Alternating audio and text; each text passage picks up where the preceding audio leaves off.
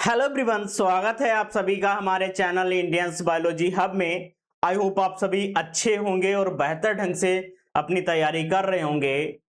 आज हम लोग बीएससी फिफ्थ सेमेस्टर जूलॉजी के सेकेंड पेपर में यूनिट 1 के अंतर्गत एक टॉपिक डिस्कस करने वाले हैं जो कि काफी इंपॉर्टेंट है। आप जानते हैं कि इससे पहले हम लोगों ने फाइलम कॉर्डेटा के जर्नल कैरेक्टर्स की बात की थी और कई सारे कैरेक्टर्स हम लोगों ने पढ़े थे कि किस तरीके के सामान्य लक्षण पाए जाते हैं फाइलम कॉर्डेटा के मेंबर्स में।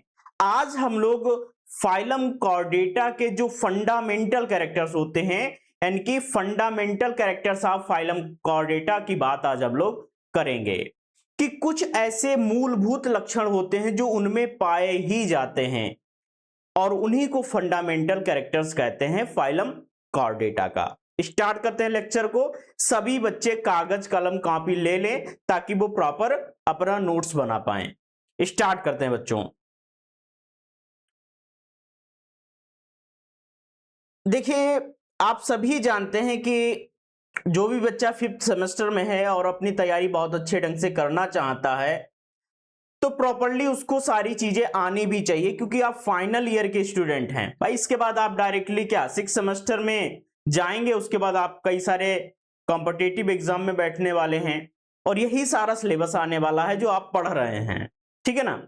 तो देखिए, बात करते हैं fundamental characters of phylum Chordata. समस्त कॉर्डेटा एनिमल्स के जीवन काल के किसी ना किसी स्टेज में कुछ कैरेक्टर्स आवश्यक रूप से पाए जाते हैं, उन्हें फंडामेंटल कॉर्डेट कैरेक्टर्स कहा जाता है।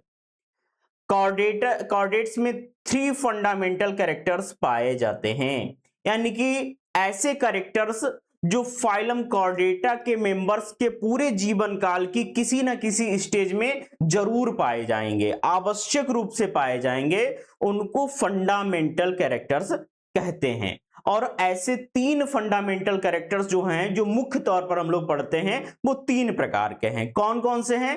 पहला जो फंडामेंटल कैरेक्टर है वो है प्रेजेंस ऑफ नोटोकॉर्ड। नोटोकॉर्ड का पाया जाना एक फंडामेंटल कैरेक्टर है। दूसरा क्या है? Presence of dorsal tubular nerve cord. Dorsal tubular nerve cord का पाया जाना भी क्या है? एक फंडामेंटल कैरेक्टर है। और तीसरा जो कैरेक्टर है बच्चों, वो क्या है? Presence of pharyngeal gill Clift. ठीक है, तो ये 3 कैरेक्टर्स ऐसे होते हैं जो फाइलम कॉर्डेटा के मेंबर्स में जीवन के, यानी कि उनके जीवन की किसी ना किसी स्टेज में आवश्यक रूप से पाए जाएंगे, यानी कि 3 चीजें तो जरूर ही पाई जाएंगी। हो सकता है वो कुछ समय के लिए पाई जाएं, एडल्ट में ना पाई जाएं, ऐसा हो सकता है, लेकिन पाई जरूर जाएंगी जीवन के किसी ना किसी फेज में। अब स्टार्ट करते हैं बच्चों। तो पहला जो कैरेक्टर है, पहला क्या कैरेक्टर है? Presence of notochord.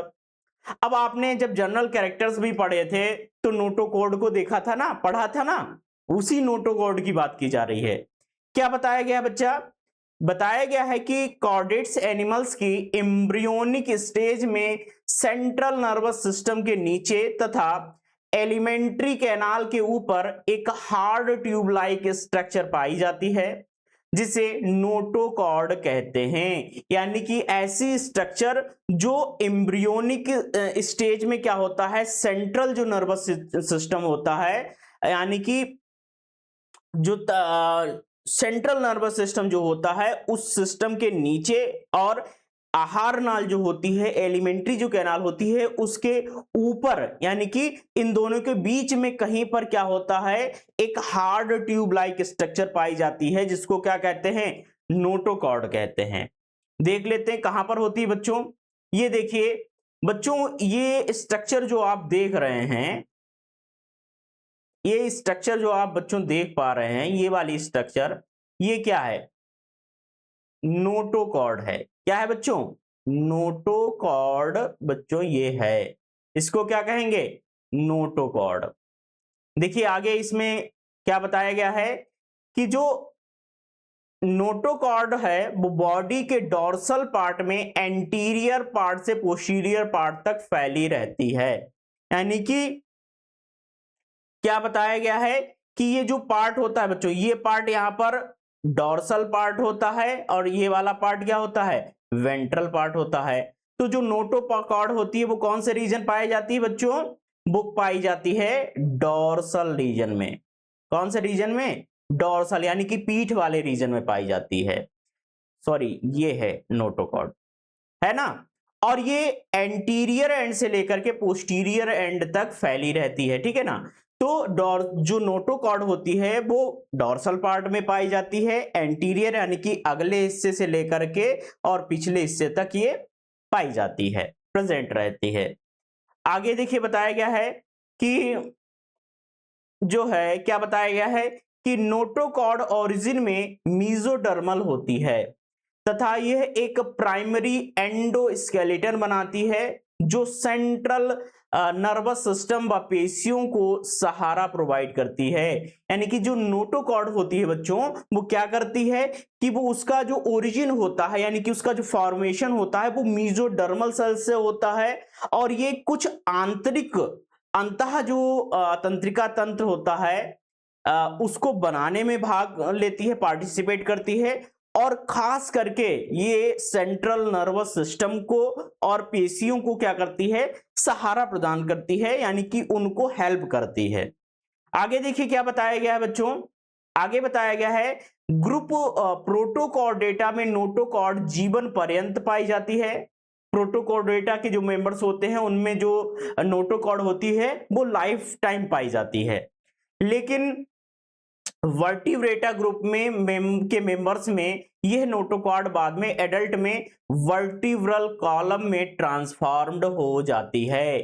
प्रोटोकॉर्डेटा का मतलब क्या है बच्चों, हार्डमानिया है, एम्फियोक्सिस है, ये क्या है, प्रोटोकॉर्डेटा के मेंबर्स हैं।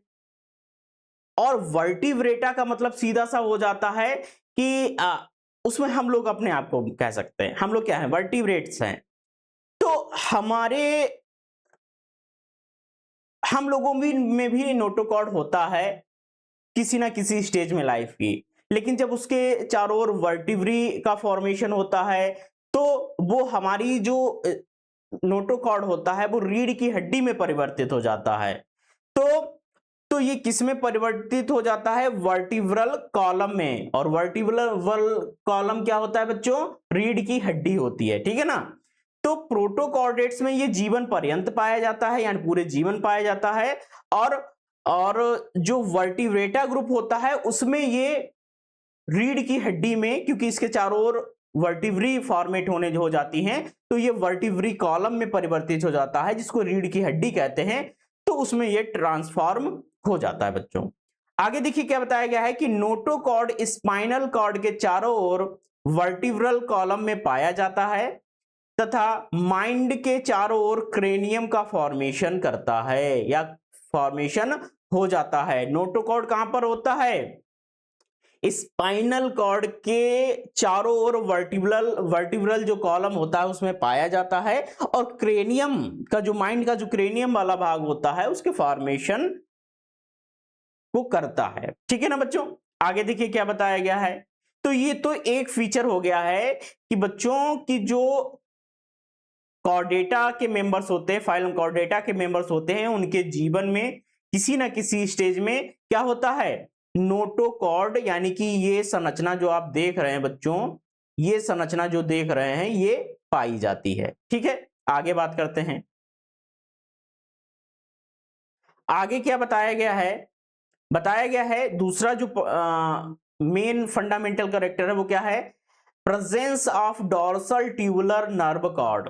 ये क्या होता है, कॉर्डेट्स में एक लॉन्गिट्यूडनल हॉलो ट्यूब के आकार की स्ट्रक्चर नर्व कॉर्ड पीठ की ओर होती है जो बॉडी वॉल के नीचे तथा नोटोकॉर्ड के ऊपर प्रेजेंट होती है। यानी कि ये क्या होती है, एक हॉलो होती है, ट्यूबुलर होती है, स्ट्रक्चर के रूप में होती है और पीठ की साइड में पाई जाती है। देखिए हम लोग देख लेते हैं यहां पर कि ये कैसी होती है बच्चों।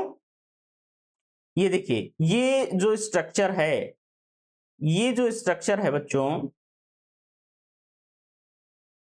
डॉर्सल हॉलो नर्व कॉर्ड, ये कहां पर पाई जाती है, ये नोटोकॉर्ड यानी कि इस वाली स्ट्रक्चर में, और ये बॉडी वॉल इन दोनों के बीच में ये वाली जो स्ट्रक्चर बच्चों आप देख पा रहे हैं, ये वाली जो स्ट्रक्चर है वो क्या है?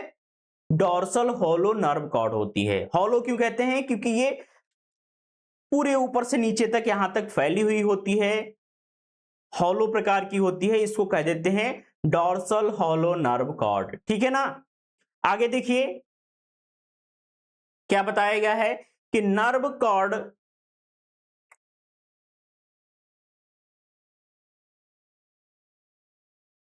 कॉर्ड का फॉर्मेशन एम्ब्रियो की एक्टोडर्म से होता है।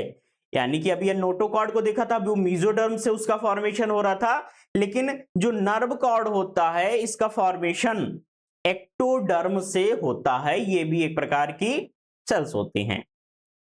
आगे देखिए क्या बताया गया है, कॉर्डेट्स में नर्व कॉर्ड में गैंग्लिया नहीं पाए जाते हैं। कॉर्डेट्स में क्या होते हैं? गैंग्लिया नहीं पाए जाते हैं। अब आपके मन में क्वेश्चन आएगा, सर गैंग्लिया क्या होता है? तो गैंग्लिया जैसे हम लोगों में न्यूरॉन्स होती हैं, तो न्यूरॉन्स के समान एक प्रकार की सेल्स होती हैं नॉन कॉर्डेट्स में। ठीक है, यानी कि इनवर्टिब्रेट्स में होती हैं। वो क्या करती हैं? एक प्रकार के सेकंड माइंड के रूप में, जैसे हमारे मस्तिष्क होता है सारी चीजों को रेगुलेट करता है, नॉन कॉर्डेट्स में जो गैंग्लिया होता है वो क्या करता है? सेकंड माइंड के रूप में वर्क करता है, यानी कि बहुत सारी एक्टिविटीज को कंट्रोल करने का काम करता है। और इसमें जो गैंग्लिया होती है एक गुच्छा होता है, कई सेल्स का गुच्छा होता है, और कई सारी सेल्स पाई जाती हैं, और वो क्या करती हैं? कई सारी एक्टिविटीज को कंट्रोल करने का काम करती हैं। उनको गैंग्लिया के नाम से जानते हैं, और इसको सेकंड माइंड भी कहा जाता है नॉन कॉर्डेट्स में। आगे देखिए, आगे जो तीसरा कैरेक्टर है वो क्या है? Presence of pharyngeal gill cleft. ये क्या होता है? प्रत्येक कॉर्डेट्स एनिमल्स में लाइफ साइकिल की किसी ना किसी स्टेज में फेरेंजियल की दीवार पर रेस्पिरेशन के लिए जोड़ीदार लेटरल गिल क्लिफ्ट पाई जाती हैं। यानी कि जो कॉर्डेट्स एनिमल होते हैं उनकी लाइफ साइकिल में क्या होता है? किसी ना किसी स्टेज में क्या पाई जाती हैं? फेरेंजियल गिल क्लिफ्ट पाई जाती हैं। ये क्या होता है? जो हमारा फेरिंग्स वाला रीजन होता है, उस फेरिंग्स वाले रीजन में छोटे छोटे से छिद्रों के समान, पोर्स के समान संरचना होती है, जिसको फेरेंजियल गिल क्लिफ्ट कहते हैं। हम लोगों में भी पाई जाती है, ऐसा नहीं हम लोगों में नहीं पाई जाती है, लेकिन किस स्टेज में पाई जाएगी अभी आप देखेंगे। एम्ब्रियोनिक स्टेज में पाई जाएगी। और कुछ ऐसे लोअर कॉर्डेट्स होते हैं, उनमें क्या होता है कि जीवन पर्यंत भी पाई जाती है, पूरे जीवन पाई जाती है। देखिए आगे बताया गया है, क्या बताया गया है? हायर कॉर्डेट्स एनिमल्स में फेरेंजियल गिल क्लिफ्ट केवल एम्ब्रियोनिक स्टेज में पाई जाती है, एडल्ट में एब्सेंट होती है। यानी कि हम लोगों में हायर कॉर्डेट्स हम लोग हैं, हम लोगों के अंदर सोचने समझने की क्षमता है, सोच समझ करके रिएक्ट करते हैं। हम लोगों के अंदर भी एम्ब्रियोनिक स्टेज में, यानी कि जब हम माता जी के पेट में होते हैं उस टाइम पर हमारे बॉडी में भी क्या होता है? फेरेंजियल गिल क्लिफ्ट पाई जाती है, जो फेरिंग्स में छोटे छोटे छिद्रों के रूप में होती है और रेस्पिरेशन में हेल्प करने वाली स्ट्रक्चर होती है। लेकिन जैसे जैसे हम पैदा होते हैं, हम डेवलप होते हैं, तो वो समाप्त हो जाती है। हम लोगों में भी होती है, लेकिन वो जब हम एडल्ट होते हैं तब तक वो बिल्कुल पूरी तरीके से समाप्त हो जाती है। लेकिन जो एक्वेटिक कॉर्डेट्स होते हैं, जैसे कि मेनली किसकी बात की जा रही है? फिशेस की बात की जा रही है, तथा लोअर कॉर्डेट्स एनिमल्स में गिल क्लिफ्ट रेस्पिरेशन के लिए प्रायः लाइफ टाइम प्रेजेंट रहती है। यानी कि जो जली एनिमल्स होते हैं, खास करके मछलियों की बात की जाती है, मछलियां काहे से रेस्पिरेशन करती हैं? अपनी गिल्स के द्वारा रेस्पिरेशन करती हैं।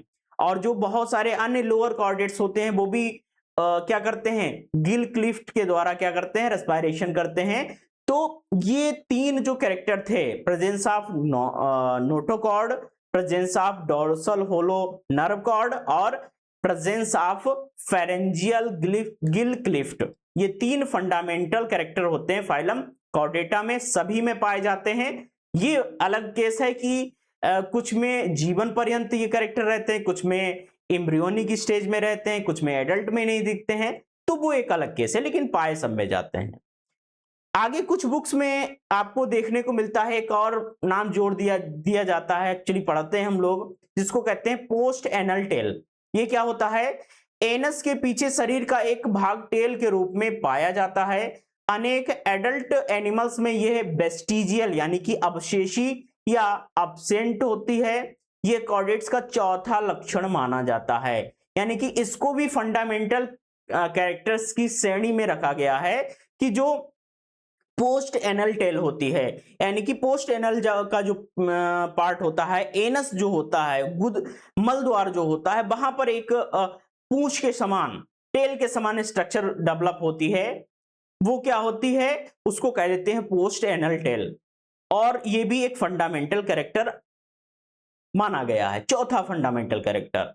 और एडल्ट ह्यूमंस की बात करें, एडल्ट की बात करें तो उनका ये कैरेक्टर उनमें जो है वेस्टिजियल हो सकता है, अवशेषी अंग के रूप में ये हो सकता है, और एडल्ट्स में ये अब्सेंट भी हो सकता है, यानी कि अवशेषी भी हो सकती है टेल, यानी कि नहीं भी पाई जा सकती है या पाई जा सकती है तो उसका कोई काम नहीं होता है, और अब्सेंट भी हो सकती है। तो ऐसी चीजें होती हैं, तो ये कैरेक्टर आप याद रख सकते हैं लिखने के लिए। एक और भी नाम आप यहां पर ऐड कर सकते हैं, कुछ बुक्स में लिखा हुआ मिलता है, जिसका नाम है एंडोस्टाइल या थायराइड ग्लैंड।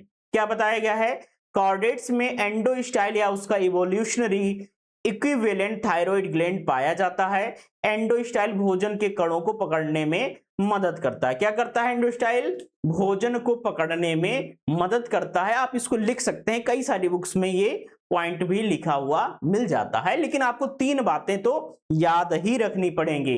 अगर 3 बातें भूले तो आप फंडामेंटल कैरेक्टर को लैक कर रहे हैं, भूल रहे हैं, ठीक है ना बच्चा।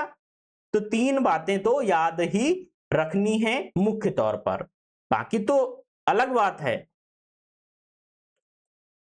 ठीक है ना। तो मिलते हैं हम लोग एक नए लेक्चर के साथ में, तब तक कि आप सभी अपना ख्याल रखिए, पढ़ते रहिए, और इंडियंस बायोलॉजी हब जो आपका चैनल है उसको सब्सक्राइब कर दीजिए, शेयर कर दीजिए, बेल आइकन दबा दीजिए, कमेंट करना बिल्कुल मत भूलिए, ठीक है। Thank you so much.